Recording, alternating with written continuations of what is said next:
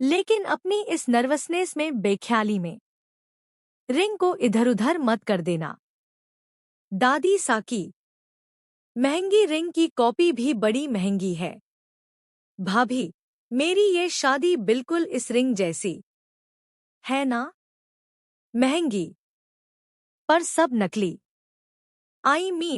मेरी पूरी फैमिली की स्माइल्स नकली हैं। हमारी फैमिली ही नकली है ना? सब आपस में लड़े बैठे हैं। आधे लोग एक दूसरे से बात तक नहीं कर रहे। सब सिर्फ मेरी शादी के लिए मजबूरी में एक होकर खुश होने की एक्टिंग कर रहे हैं। भाभी, सब मजबूर हैं, सब दुखी हैं, फिर भी सब मेरी शादी करा रहे हैं।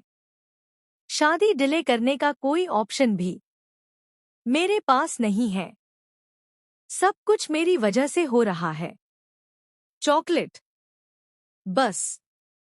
तो मुझे लगता है कि अगर रतन काका आकर ये भी पूछ ले कि खाने में क्या खाना है, तब भी हम सब रो देंगे। इतना रोने लगे हैं हम हर बात पर।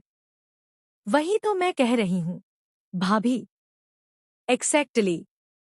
लेकिन भाभी, अगर आज सब नकली हंसी में साथ खड़े हैं, तो शायद कल यही मजबूरी किसी सच्चे रिश्ते की शुरुआत बन जाए। क्या ये शादी सिर्फ मजबूरी है, या इसी में छुपा है कोई नया सच?